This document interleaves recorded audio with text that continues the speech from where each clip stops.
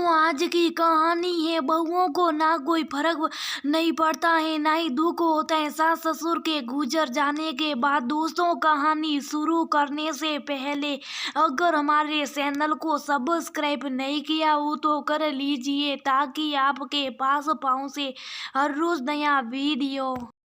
पापा जी, ये रही आपकी साई। रम्मा ने अपने ससुर जी को साई पकड़ाते हुए कहा। बरामदे में बैठे रम्मा के ससुर जी जैसी साई की सुस्ती ली, तुरंत बोल पड़े, अरे बिटिया, ये क्या बिना शक्कर की साई? जाती हुई रम्मा अपने ससुर जी की आवाज सुनकर वापिस लौट आई और उसने कहा, हाँ जी पापा जी, बिना शक्कर वाली साई, क्योंकि आपका शुगर बढ़ा हुआ, अब ना मिठाई मिलेगी ना एक शक्कर वाली साई। अरे बेटिया, अब तो चलने का समय नजदीक आ गया, क्या जाने कब बुलावा आए जाए, तब तक कम से कम अपनी मर्जी का पका भी तो लूं। ये क्या पापा जी, आपको तो 100 साल तक जिंदा रहना, अभी आपकी उम्र ही क्या 61 साल बस। रमा ने कहा, माँ जी बाबूजी को बोलिए ना, ऐसी बातें सुबह सुबह ना बोला करें। अरे बहू, तू जा अपना काम कर, ये सब इनके नाटक हैं। सीने की साय पीने के लिए मैं सब समझती हूँ, मरना जीना सब ऊपर वाले के हाथ में, किसी के कहने से कोई नहीं मरता समझी। वैसे भी 60 की उम्र के बाद बुद्धि सटिया जाती है, वहीं तुम्हारे ससुर जी के साथ भी की चीज सही कर रही है ना, रमा की सास ने कहा। फिर शुरू होगी रमा के सास ससुर के बीच मीठी नोकझोंक, जिसे देख मुस्कुरा कर रमा वहां से चली गई, क्योंकि ये कहानी रोज साय के समय होती। दरअसल रमा के सास ससुर रमा को अपनी बेटियों से ज्यादा प्यार करते और मान सम्मान देते।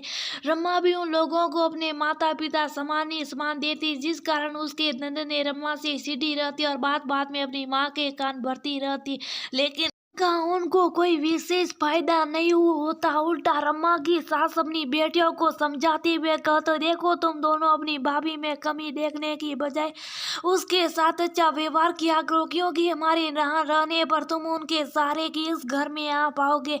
रमा और उसके पति अजय सब कुछ जान समझ कर भी घर की शांति बनाए रखने के लिए अनजान बने रहते हैं। आज रात में साई का कप लिए रमा अपने सास ससुर की तस्वीर के सामने खड़ी थी। उसे यकीन नहीं हो रहा था कि यूं अचानक उसके सास ससुर उन लोगों को अकेला छोड़कर यूं दुनिया से एक साथ चले जाएंगे। रमा के सास ससुर दोनों को आकस्मिक मृत्यु दिल का दौरा पड़ने से हुई। पहले ससुर जो दिल का दौरा पड़ने से अस्पताल में भर्ती कराया गया, जहाँ डॉक्टरों ने उनके मृत घोषित कर दिया। ये खबर सुनते रमा की सास ने भी दुनिया छोड़ अपने पति साथ ही पश्चात से विलीन हो गई। माँ के सास ससुर की आज 13वीं थी। सभी नजदीकी और दूर के नाते रिश्तेदार इकट्ठे हो रहे थे। इधर घर के अंदर दोनों नंदे नंदोई के बीच बातचीत हंसी मजाक सब हो रहा था। ये सब सुनकर उसे अच्छा नहीं लग रहा था, इसलिए वह शुभ साबुन की तस्वीर के सामने जाकर आंख बंद करके बैठ गई। अभी 20 दिन पहले की तो बात है। रमा अपने मायके से आई थी तब पापा जी बहुत कमजोर लग रहे थे। घर में सबके बीच साथ बैठे पापा जी जैसे उसे कुछ कहना चाहती हो, लेकिन सासू माँ की घूरती निगाहों ने उनका मुंह बंद कर दिया। तभी रमा ने कहा, क्या हुआ पापा जी, कोई बात कहनी है तो कहिए ना, कुछ हुआ क्या? तभी रमा की सास ने कहा, बोलो बताओ क्या कहना चाहती हो? तुम्हारी तो आदत है हमारी चुगली करना, पहले अपनी माँ बहन से करते थे, अब बहू से करो, कहकर रमा की साथ मन ही मन फुसफुसाने लगी।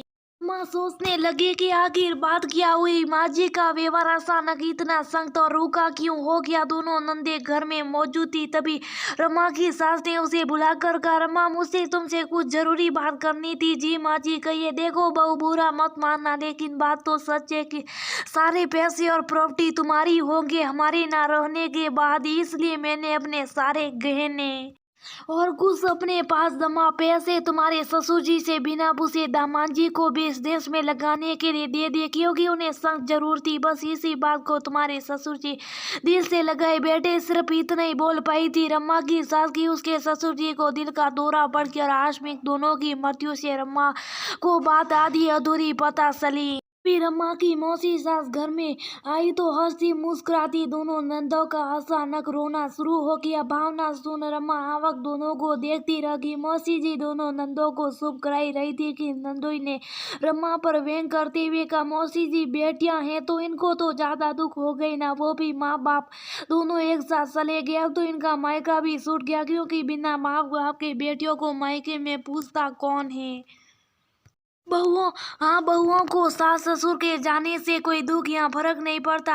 कुछ दिन का शौक मानकर वो तो आजादी महसूस करती है कि चलो जिम्मेदारी से छुट्टी मिली। नजरें झुकाए, आंखों में आंसुओं का सैलाब लिए। रमा को गुस्सा तो बहुत आ रहा था, लेकिन सबके बीच में उसने शुभ रहना ही बेहतर समझा। कि तभी रमा की मौसी सास ने रमा को गले लगाते हुए कहा, माँ जी, हर बेटी बहू और हर बहू बेटी होती है। मायके में बेटियां रोकर दुख जाता देती है, लेकिन ससुराल में बहू कितनी भी दुखी क्यों ना, उसे तो अपने आंसू को पोंछकर घर के हर सदस्यों को और घर के कामों को संभालना ही पड़ता है। यही तो बहू बेटी में फर्क हो जाता। रमा जैसी समझदार बहू तो नसीब वालों को मिलती है, तो मेरी दीदी हमेशा कहती थी। अपनी सास का नाम सुनते रमा अपनी मौसी सास के गले लिपट कर खूब रोई।